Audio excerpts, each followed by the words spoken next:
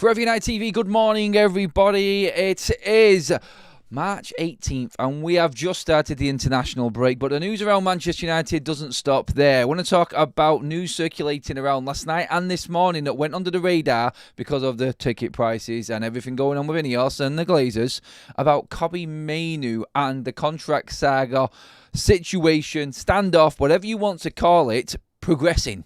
Now that's, I'm going to get into details about and what I mean by progressing and where these stories have come from and what it might mean going into the summer for Kobbie Mainoo and all of these contract talks right now. The stance from INEOS has changed everything. I'll give you more information on that and what I'm talking about as well. Another goalkeeper on Manchester United's list as well. I do want to talk about Frimpong and what Romano said and why United may dip into the market for someone like him. I did kind of poo-poo it last night in the live show, but I need to come back on it and just give you my opinion on that as well and what's been said around it. Agent-driven stories about Rasmus Højlund. Want to talk about them as well. And I've got a little bit, an intriguing bit on Ahmad as well that I want to talk about, which is very interesting indeed. But all of that alongside your live comments. And of course, if you are catching up later on, everyone, please do get your comments in below and let me know what you think about the topics. The international break. I mean, whoa. I've put a poll up there. Is it the right time? I discussed this with Jay the other day as well. Now with the injuries and people needing to come back, is it the right time for United to be heading into an international break? Or is the momentum going to be hit by it? Just get your voting on that poll. Is it a good time? Has the international break come at the right time for United? Yes or no in the poll, everyone. Get involved in the live chat as well. Good morning, everyone. Morning, mods. Morning, members. Morning, all subscribers. If you do want to get involved in the chat and you're just watching generally, and do hit that subscribe button as well, please, so you can get into the live chat and have a good old debate with the best community out there on YouTube, let's be honest, FUTV United TV. We do it different to everybody else. Right, I'm going to give my opinion on Kobbie Mainoo, the situation and what's going on first of all, and where these stories have come about. You may have seen it on social media, you may have seen it on a few news outlets that Kobbie Mainoo in talks with Manchester United. Over the last couple of weeks, it's not looked good. It's looked negative, if anything, and Kobbie really demanding wages that he doesn't deserve. And that's been the general consensus amongst the fan base. There are ones that come out and say he's worth every penny, but the majority of Manchester United fans right now are all they're all thinking exactly the same thing. They're all thinking that Kobbie Mainoo has proved nothing in what has been one season combined, really, in terms of his availability over the 2 seasons where he has featured for United's first team. By that, I mean he's been injured for near enough the amount of games you would play in a full season in his first 2 years in the first team. Does he warrant a new contract? Has he done enough? Has he proved it? I think everybody said no. And it looked like he was looking at other clubs. He is going to reject any move and any contract offer from Manchester United, was the story a couple of weeks ago. Then we're hearing that he wants to move abroad. And now we're hearing this morning that talks, apparently from the Manchester United side, have progressed with Kobbie Mainoo. And that is the general story and topic. And when you look for the detail on this and any more information around Kobbie Mainoo, there isn't much there. But we can go off who actually put this story out, and it is MUFC MPB, a Twitter aggregator account, who has brought this out. But the people involved in that I know, and their contacts and who they work with, I think this is more of a talk sport sort of connection more than anything, and where the story is coming from. You won't be able to find much of it in articles and online too much. It's mainly a social media one, but they are driving an exclusive on this, and that will be someone, I reckon, who is close to the club and close to Manchester United, that is running that story and is running that report. And I think that's what usually happens. You won't get these accounts coming out and putting big capital letter exclusives or breaking news unless there is someone who has told them something, and that is probably what has happened here with Kobbie Mainoo. Now, this isn't a difficult one to look at. You could always make your own story up and say Kobbie Mainoo not agreeing to a Manchester United contract. Oh, talks have broken down. It's off. He's greedy. He wants this. He wants that. We all know that this is agent-driven. We all know that this probably isn't Kobbie Mainoo, but he talks through his representation. And when he allows his agents to come out and talk the way they have done and leak these stories out, then it's on Kobbie. And I'm sorry, you have to say that. There's no way around it or no way out of it for Kobbie Mainoo when it comes to it. He represents him. When you sign on that line and he is your agent and that agency represents you and everything that comes out of them, we take it as you coming out and saying it. So that is what's happening. I feel, and I think that this has just come about now to counter it, because I don't think that Kobbie Mainoo is going to get what he wants anywhere else. I don't think he's going to get it. I mean, I'm saying this because there probably is a Premier League club that want to take Kobbie Mainoo and pay him probably them wages. But I don't think he actually wants to play for anybody else in the Premier League, going off what's been said. The only move that was available to him, I feel, was Chelsea. And I don't know if he fits into Chelsea's side right now with the amount of players that they have got. But when you look at the options that are elsewhere, and apparently Real Madrid are interested in Kobbie Mainoo, they've shown genuine interest. That was a report that came from Spain. That was out at weekend. I still don't see it. Where does Kobbie Mainoo fit into a Real Madrid side? He isn't getting that contract that he wants. That's for certain for Manchester United. United could even trigger an extension to 2028. That is in Kobbie Mainoo's contract as well. So that is another option that United have got to hold him down to this. He really doesn't have any bargaining chips on his side right now, Kobbie Mainoo. And what I think has happened here is there is a conversation that's probably happened between him and his agents and his representation, and it's gone along the lines of, look, we've started off high. We probably, in our eyes, deserve that amount of money for you a week. And that's what we think it is. If you're an England regular, if you're consistently in the first team, he's not, and he's not. But they will be driving that narrative and they will be saying that, and that's how they will be negotiating Kobbie's contract. But what will have happened now is it's right, okay, United have just come out and gone, bang, bang, no. Not a chance in hell. They will look at Lenny Yoro. They will look at the likes of Garnacho. They will look at the likes of Ahmad as well and go, Ahmad, 120 grand a week. Yoro, 115. Garnacho, 50. 22-year-old Rasmus Højlund, he's on about 70. All of Manchester United's younger players. Diallo's not even on anywhere near 100 grand a week at the moment either. And this is what you have to look at. And if he's trying to balance himself up against a Mason Mount, a Luke Shaw, Bruno Fernandes, Marcus Rashford type of player, I'm sorry, you at least need to have played and won quite a lot more before you can negotiate that into this. And I think they've tested the water. And now what I think will happen is, like we said before when we were talking about the negative side of these negotiations, is I feel like Kobbie Mainoo's reps now will go, right, okay, they've come up against an Ineos brick wall, and we know that Ineos are not going to give them any leeway or rope to try and get a big deal out of Manchester United. They are going to have to come down. I expect Kobbie Mainoo to sign a new contract, which will be in between, and this is quite broad, I reckon 80 to 120 grand a week in wages, and it will be a 5 to 6 year deal, and he's going to have to just accept that that is as good as he is, and that's as good as it's going to get for the next half a decade. And that, I feel, is Manchester United securing a player by giving him an extra, 80 to 100 grand a week, and he's not done anything. I still don't like it. I think he's an 80 to 70 grand a week player right now in what he's done. I think he should be on the lines with Garnacho, Diallo and Rasmus Højlund, and Joshua Zirkzee to a certain extent as well. So that's how I see it, but I feel like there is going to be this push. 180 grand, 150 grand, that's not going to happen for Kobbie Mainoo. But what you've got to look at here is, look, we know that this kid has got talent. We know that Kobbie Mainoo could have that really high ceiling. And I think that is the general opinion within Manchester United right now and the fans, that he could be absolutely brilliant. I don't think he fits into Ruben Amorim's system still, and I don't know where he plays. But there is a little side caveat to Kobbie Mainoo, which I'm going to talk about later on in this show as well, regarding another player on United's books right now, which could play into Kobbie's hands here and fit Ruben Amorim's system. So stay with me and bear with me on this and hear me out, because I think Kobbie will come in at around 80 to 120, and that people would still say too much. Shouldn't be getting anywhere near that amount of money. But then you think about it, that could be Kobbie for 6 years and it doesn't move. United can afford that, and that's him still not earning as much as Lindelof has in his whole career at Manchester United. He's been at 120, nowhere near the likes of Eriksen, nowhere near the likes of Luke Shaw, players like this, Harry Maguire, Matthijs de Ligt. They're not getting anywhere near that. In fact, Manuel Ugarte is still on very similar money as well, around that, just around hovering around the £100,000 a week mark as well. I don't think he's on 100 grand a week, Manuel Ugarte. So you've got to put it in perspective.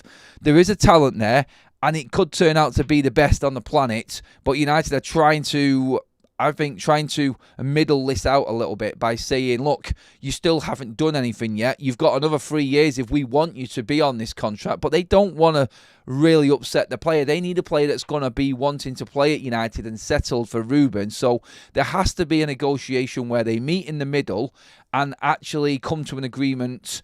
I reckon around that, I say it like 80 to 120. I think that's where it's going to be. It's going to be no more. The only issue you've got with that, Ian, is you're going to get Garnacho, who has done a little bit more than Kobbie Mainoo, in my opinion, saying, well, I'm only on 50. So what's happening there? And he has got another 3 years minimum left on his contract yet, so he ain't going anywhere. And this is where I fear the likes of Garnacho could be the one, with all of the rumours that happened, and him not saying anything just now. I think this is where you could see the rumours about him leaving Manchester United in the summer start to resurface again. And this all because of these players that have been overplayed at Manchester United for years, and all of the younger players coming through say, well, I'm doing just as much as him. Shouldn't I be on that? And Ineos' stance is, well, that was then. This is now. We are where we are in the league, and nobody is going to get anything, considering the amount of layoffs that we've put into place, people who have lost their jobs, the cuts that we're making. Not one player at Manchester United deserves a contract extension or a contract renewal right now. You could argue the likes of Ahmad and Bruno have been United standouts this season, are the only two current players at United who have had extensions under the Ineos reign so far. And that is, and you know, when you look at Bruno's numbers, he's probably warranted that contract. His numbers beat everybody else in his position in the Premier League, while Manchester United have been shit. So really, you could argue that that probably is an all right deal. And let's be honest, in 2 years, Bruno is probably not going to be here. So Ahmad has been the most productive and consistent player in United's squad. He deserved his deal, and it isn't even that much. And Kobbie cannot go anywhere near saying, I want 150 to 180 when you see what Ahmad is doing and what he is on. I'm sorry, that's where United will be. Kobbie Mainoo will be in and amongst Ahmad and Lenny Yoro, I feel. And it is positive that we are progressing with talks. And if United are coming out, and this story has come out apparently from United's side of things, and United saying that they're progressing and they've had positive talks with Kobbie, I think it will be in that they know that Kobbie's demands are probably coming down right now. There will be incentives, and nobody at Man United has got an issue with an incentive, because that means that the player is actually doing all right, doesn't it? So, yeah, there is no real issue at all with Kobbie Mainoo getting bonuses and incentives for getting to certain positions in the league, certain personal goals that he's hit within a season. Go for it, because that means he's playing well. And that means United are in the Champions League and performing and competing at the highest level. So, no, I ain't got an issue with that at all. Go for it. Plough them in there and give every player them sort of incentives. And maybe that will be the way United move forward. Low base rate, big incentives, go and perform, get United up there. That way, then we can afford them wages. And Manchester United can easily balance books and not look like we've got absolute idiots running this football club. Bada bing, bada bang. There you go. That's my look on that. But I'm going to get into the comment section right now and see what you all saying on this one. Please do give the video a like as well while you're at it. We have got over 120 in already. I love that. Absolutely brilliant. Right, let's get into some of the comments. Where are we? Scroll right up here. Let's just go for this. Ben still saying 50 grand max. Hasn't done anything yet to warrant more. Yeah, biggest elephant in the room is Yoro, 115 per week. Mainoo won't sign a new contract. You are dreaming. I don't think I am. I think he still wants to stay. I think he's got to look at it. I think Manchester United made a transfer and they brought Lenny Yoro in. And they had to move heaven and earth. But don't forget, Lenny Yoro's on 115 grand a week for the next 6 years. And that's not going to change. If he warrants more, it means he's hit the heights. So what United are doing is they're looking at these younger players. And yeah, you may think on some cases it's more money than what they deserve. But they're looking at the progress that these players are making and trying to balance it out. And find that middle ground where they can say, look, it's affordable to us. Yes, we could have given them less, but still, that's them now for the next 6 years, and we're not going to have to change that contract. So if they hit the heights of where we hope they are going to be, then maybe 180s to 200 grand a week wages are warranted later down the line. And what we need to look at there is it's like we're getting rid of the big earners that haven't done anything and putting in middle sort of wage bracket players right now, and that's where we're at. You look at the best players at Manchester United right now, the players that we're really looking at for the future. You look at the likes of Amad, Diallo, you're looking at Garnacho, you're probably looking at Højlund, Manuel Ugarte. None of them are on more than 120 grand a week. This is the main core of Man United players. You've got Matthias de Ligt, who has been around and done a lot more, who's on 190 grand a week. Everyone that's coming in is on that sort of, I would say, about 80 to 200 grand a week wage bracket. No one's going above that. And it may seem astronomical and stupid, and you would probably say that a lot of these players aren't worth that anyway. I get it, but when you look at the football business side of things, it's a lot less than paying someone like Lindelof, who doesn't feature for Manchester United, 120 grand a week. Eriksen, 150 grand a week. Tom Heaton, 50 grand a week. 60 grand a week for Johnny Evans as well. Casemiro, 350 grand a week. Do I need to bring in Antony into this? Sancho into this, Marcus Rashford into this? You can see where it's going. It's streamlining Manchester United deals. But don't forget, all of these players that I've just mentioned, like your Ugarte's, your Mainoo's, Garnacho's, Rasmus Højlund, Lenny Yoro, Amad's, all of these deals have just been done. So that's now the next 4 to 5 years, at least for most of them, unless they really perform or leave the football club. All of these deals that we are doing and talking about over this last year are now brand new and are set in stone for years to come. And nobody's going to be over 200 grand a week. Now let that sink in and go, okay, I can see that. And you move the 350 grand and stupid wage players that don't deserve them wages out of this club, and that's how Manchester United start to turn a corner. And that's, I think, the plan out of all of this. Look, that is just my opinion alone, but I'm reading the numbers. I can see them on my screen, and I can see that nobody is earning over a certain amount right now, and this is how they're looking at it. The wages will go up. Everyone's wages always go up, and inflation and everything on top of that will bring that, naturally.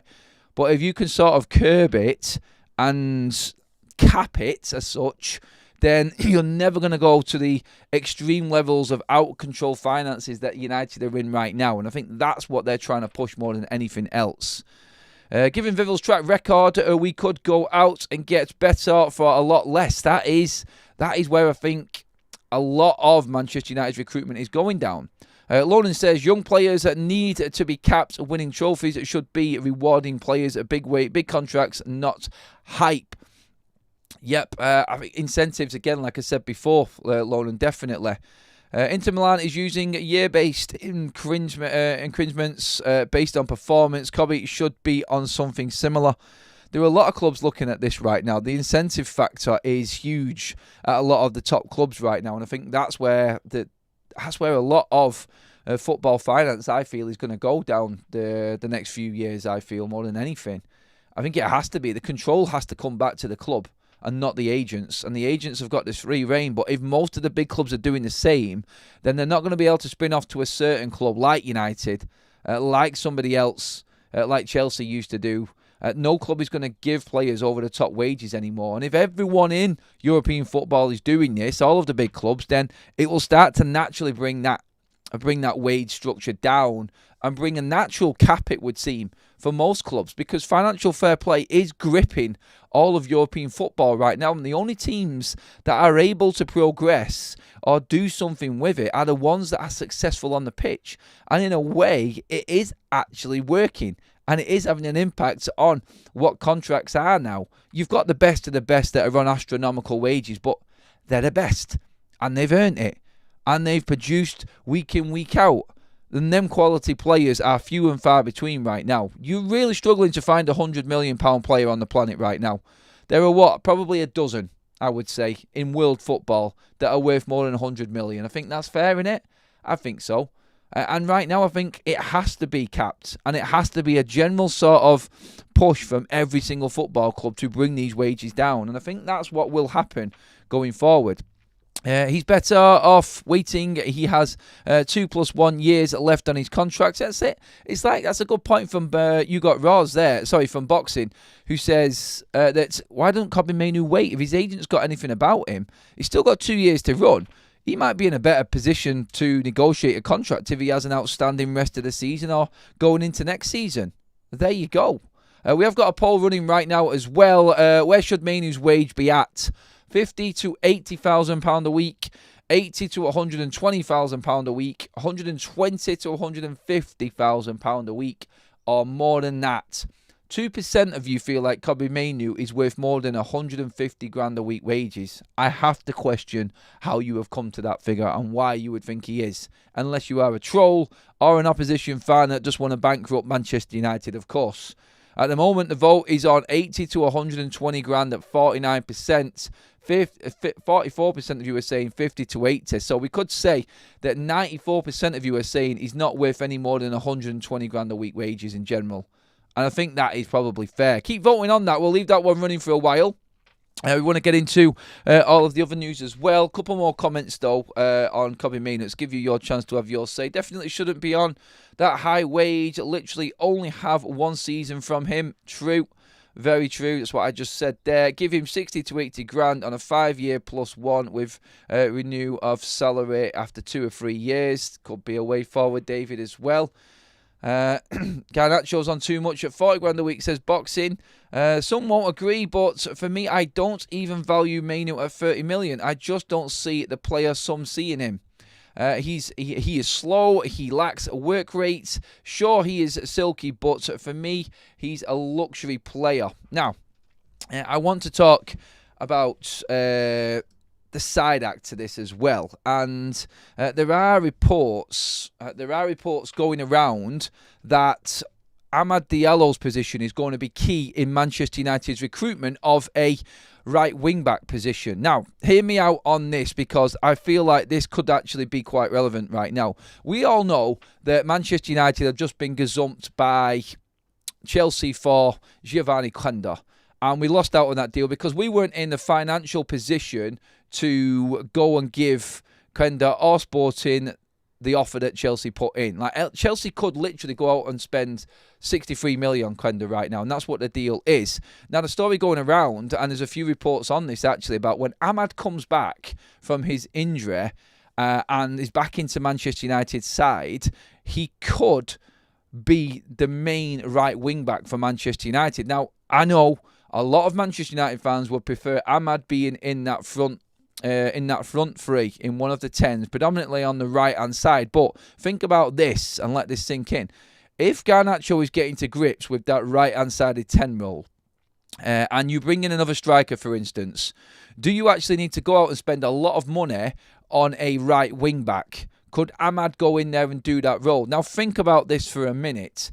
Amad is an attacking winger. He's an attacking player, and that natural attacking ability is what Ruben Amorim wants in his system. He's played over half of his appearances for Ruben Amorim have been on right wing back role. Now, there are talks that Ruben Amorim is actually giving serious consideration to playing Amad more predominantly on the right wing back position.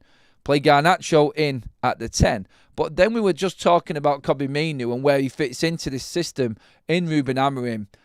Under Ruben Amorim, and that, I feel, is at 10. He's a better 10. We've seen this against Steaua Bucharest and a couple of other games. He played as a false 9, that didn't work, and I think that is put to bed. So what we're looking at here is Manchester United utilising what we have got, utilising everything that is in place right now for the squad and the playing staff that we've got, and looking at this properly. You could easily say that Amad could come in and be Manchester United's permanent right wing back. He still produces, he still provides, and let's be honest, look at what Diallo's doing right now in that right wing back role.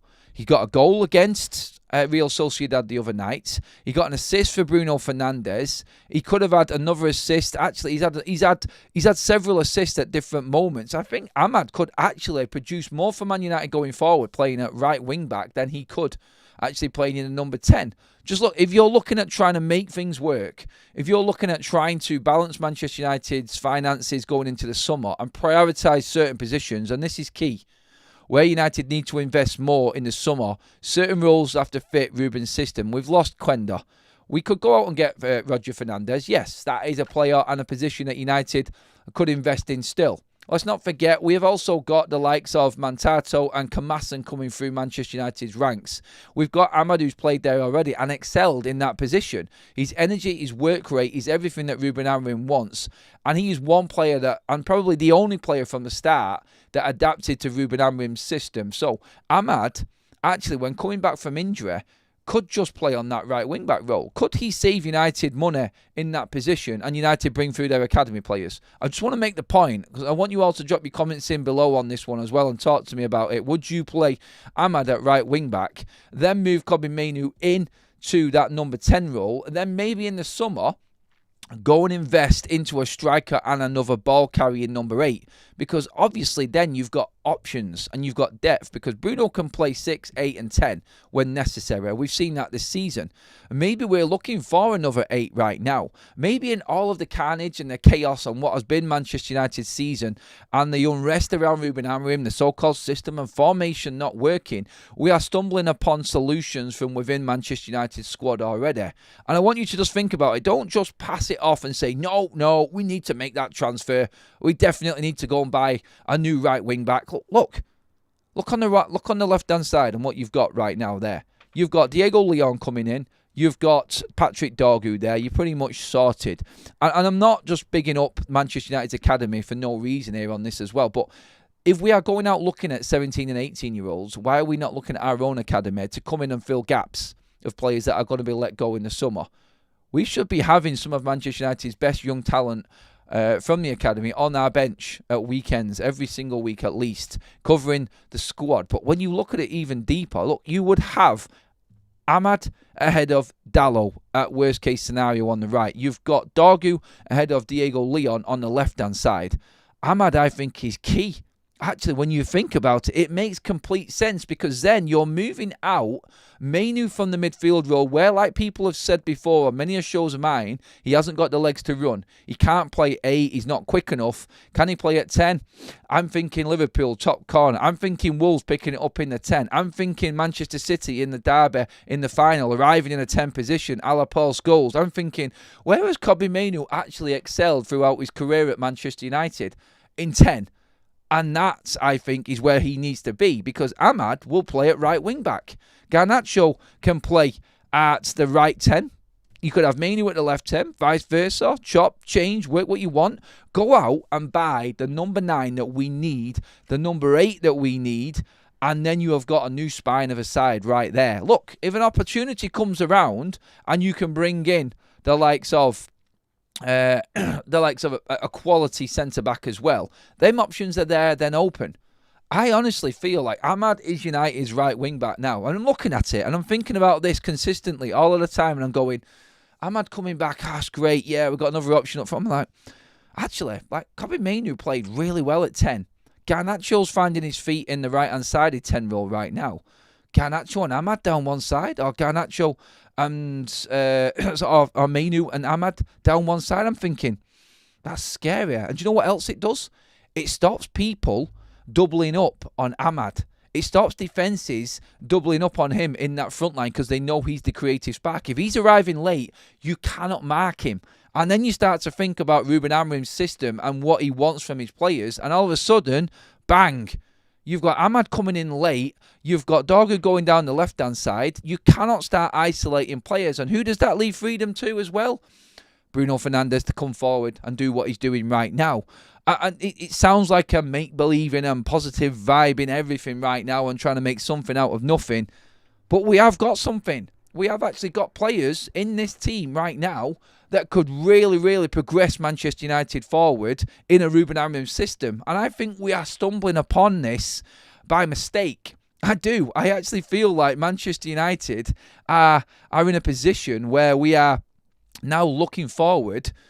We don't have to spend too much in the summer all over the place. I think United will be spending money and bringing players in, but maybe we have got the nucleus of a team already. You need a 9.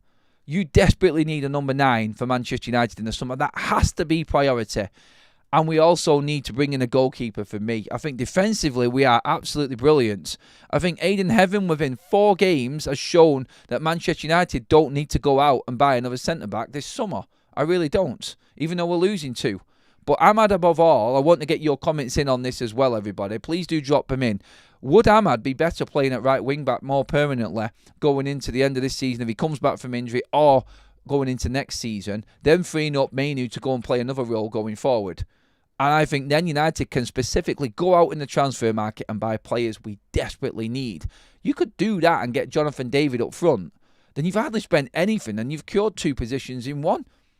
And I feel like everybody's getting to grip with what Ruben wants right now as well. And I feel like there is a way forward for United in this from what we've got within already. And them academy players should be chomping at the bit then, because we've fleeced the squad of the absolute crap. And that's the players that are on stupid money that are not featuring this summer.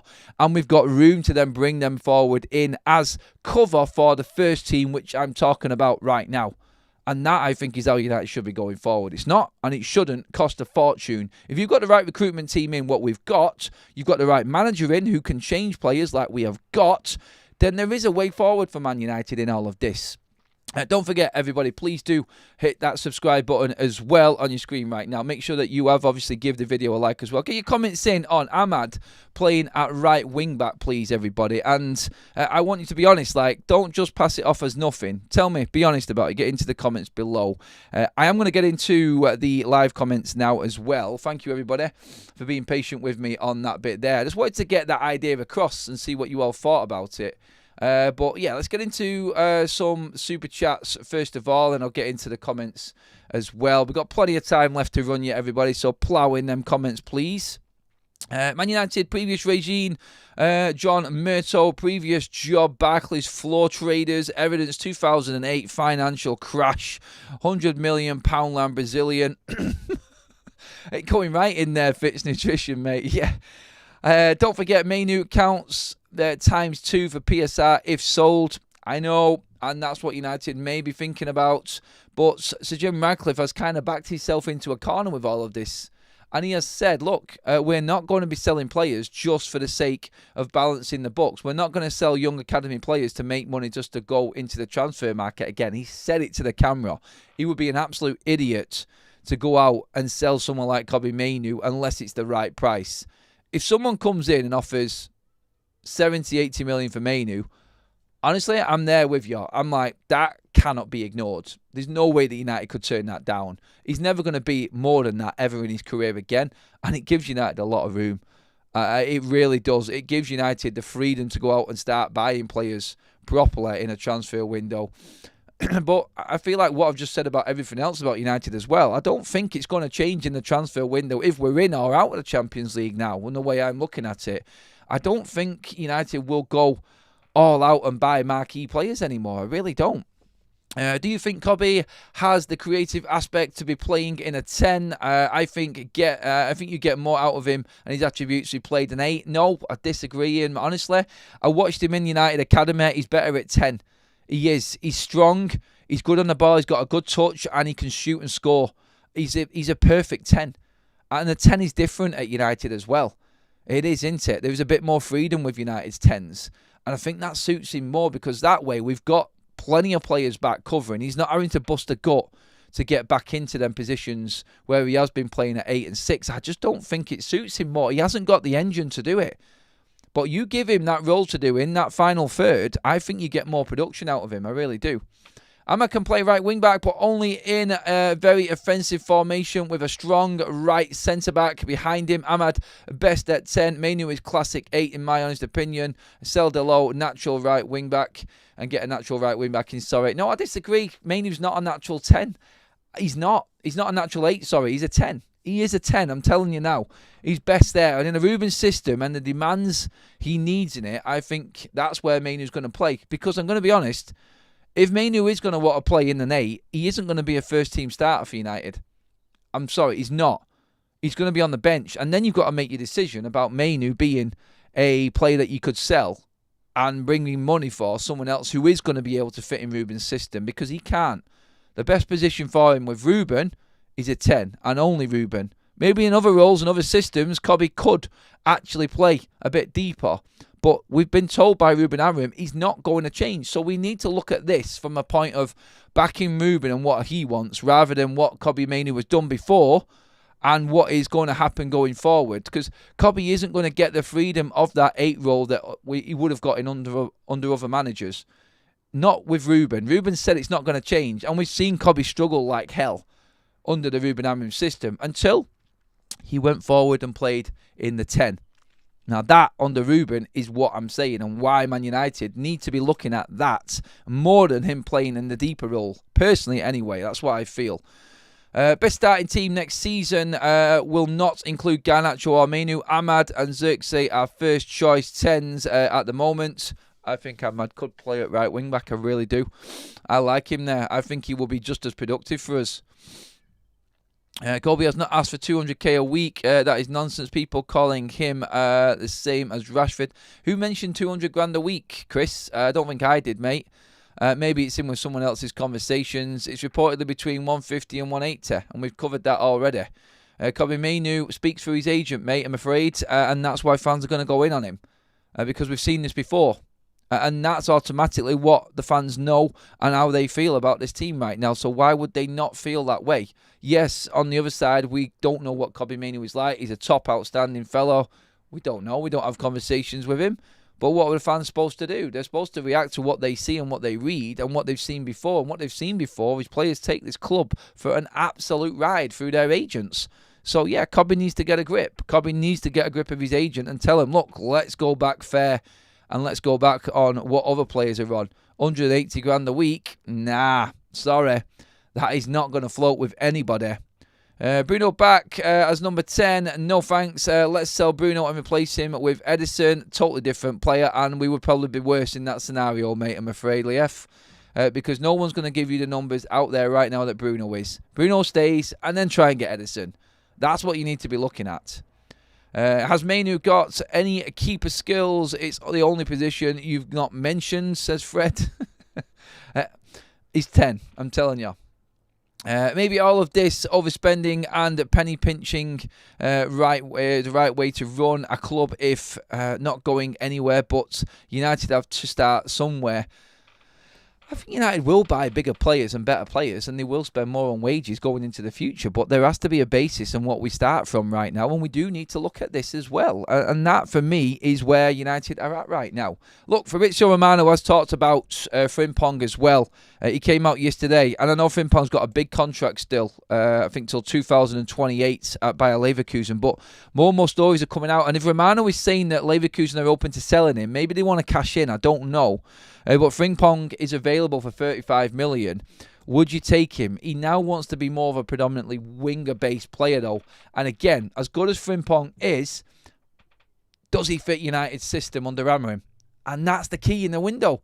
Do you want to be bringing in players just for the sake of them playing well in another system? I know Alonso plays a similar role and a similar system, but is this player leaving that system because he wants to play more of a winger role? That's the question you've got to ask with Frimpong. Why is he leaving Leverkusen? They're competing in the Champions League, even though they got battered by Bayern. They're always competing now. They're going to be winning in the Bundesliga and challenging all of the time. They are a good team, great stadium, fantastic fans. It is a good club. Maybe he feels like he should be competing season in, season out at the top level of the Champions League. I don't know. Maybe that's what he's looking at. Maybe there is a move there. And Leverkusen are nothing compared to the bigger clubs in Europe. I get it, but why? Why are they looking to move him on is the question I would ask on that one. I like Frimpong. I think he's a quality player. I really do. But there is something there that doesn't quite fit for me in terms of why he's leaving right now. Interesting. Please keep liking the video, everybody. We are creeping up to the 300 mark. Let's see if we can get there before the end of the show. We are only, 64 likes away from hitting that 300 live like mark. Thank you, everybody, for being part of the show today. We've got John Tech with a super chat. Thank you, buddy. Sell Onana in the summer. Promote Vitek once he returns, killing it in Austria on loan. Number 1 keeper in the league. Top 10 ranked player 2. He is having a good all season, to be honest. I still don't understand why he was sent to Austria off like crap loan, to be honest. It could have been at a better club. But on that note, Manchester United are actively looking at Lille goalkeeper as well. Lucas Chevalier, a 23-year-old goalkeeper at Lille, who's got 2 years left to run on his contract at the end of the season. My God, tell you what, Lille are going to be absolutely smashed to pieces in the transfer window, aren't they? They're losing every player. But reports are coming out that Manchester United, again, that's another keeper we are actively looking at. And I've said this before, and it looks like I've got this personal issue with Onana. I have really, actually, so I'm not going to try and hide around that. I just don't like him as a keeper. Top guy, by the way, but I don't care. All I want to see is a consistent goalkeeper in the sticks and performing better for Manchester United. I want Onana out. I don't think he's good enough for Manchester United. Just my own opinion going off the football that I'm watching. But Chevalier, I mean, I don't know enough about him. I don't know enough. I don't watch enough of Ligue 1. Apparently, good goalkeeper. He's had a good number of clean sheets this season as well. Performed well for Lille in the Champions League as well. Has been part of that success story at Lille that has provided and produced a lot of players. If you think about it, they have just lost Lenny Yoro. They're about to lose Angel Gomez and Jonathan David. And now the people are after their goalkeeper as well. You've got to look at that French league and go, they are producing some good players though, aren't they? They really are. And when you look at likes of Desiree Doué as well, that has gone to PSG, another good French player. I mean, they are producing quality there in Ligue 1. And you have to give them the praise for that. But nobody wants to stick around there unless you go into PSG. So maybe that's another keeper we need to keep a close eye on going into the summer. I feel like that is something that could be on the cards for any club, not just United, but again, it's another goalkeeper that United have been linked with that it says to me that Amorim is not confident in Andre Onana going forward. And like the comment just said there from Jonatech, thank you very much for the super chat again, mate. You've got Vitek. You've got Eli Harrison there. You've got me in the academy as well. Manchester United have got Bayendare there, who I want to see play more games as well. We have got a lot of goalkeepers already. Again, going back to what I said about Ahmad, do we need a right wing back? Do we need a goalkeeper? Have we not already got them? Yes, we need to make changes in that position, but still, should we be looking at this and saying, really, within Manchester United, could we be going out this summer and going out and just saying, right, let's make sure we get that number 9. Let's make sure we get that number 8.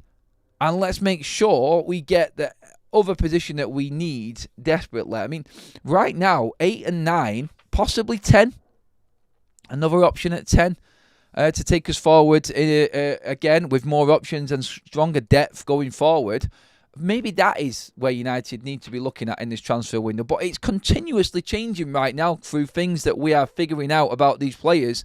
And all coming down to a name that I've not mentioned in all of this and why this is happening right now. Just in part I've mentioned him. But you have to give credit to our coach, head coach, manager, Ruben Amorim, in what he has done and what he has found within this team. Sticking to his guns, he has outed player issues and brought up problems galore. But we are now seeing solutions to them problems materialise within our own squad and season. And yes, you could say we've still not played anyone big. Look, we should have beat Arsenal. We've just absolutely smashed Sociedad and Leicester like we should do. Is this not things that United should be doing? Yes, it is. We drew at Anfield. Nobody does that. We beat Arsenal at the Emirates in the FA Cup. Nobody does that either. And do you know what I mean? Everybody's beating City at the moment, so I can't even claim that one.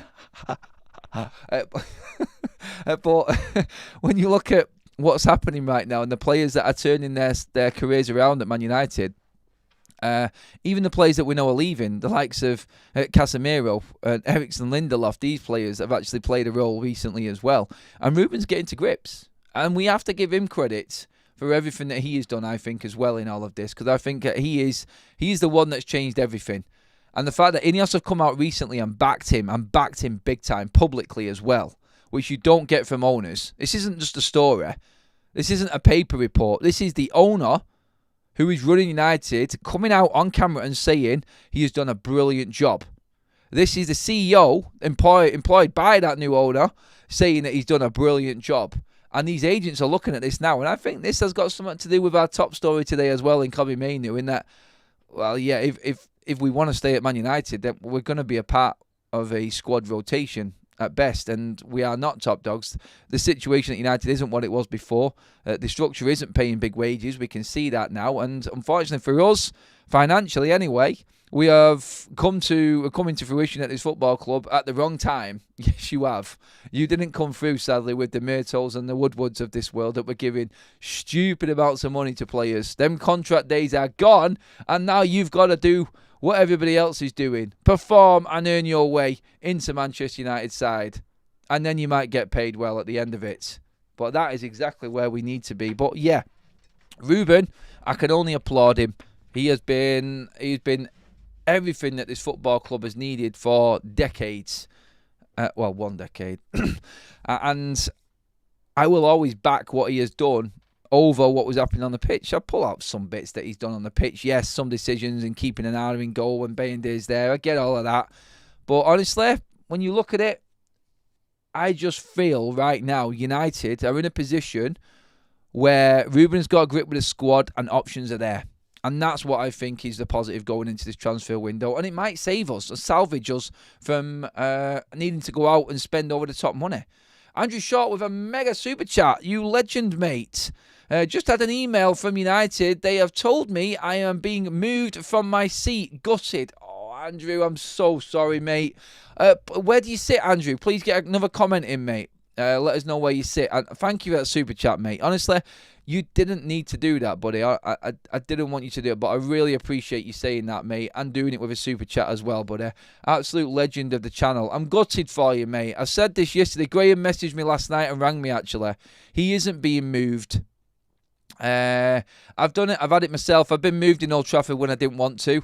And it does hurt. Honestly, it sounds stupid that we're talking about this, and if you haven't been to Old Trafford, or you're watching from further afield abroad, or something like that, or haven't got a season ticket, it may seem stupid that we're talking like this, but to be moved from your seat that you sit at week in, week out, it does have an impact on you. It does.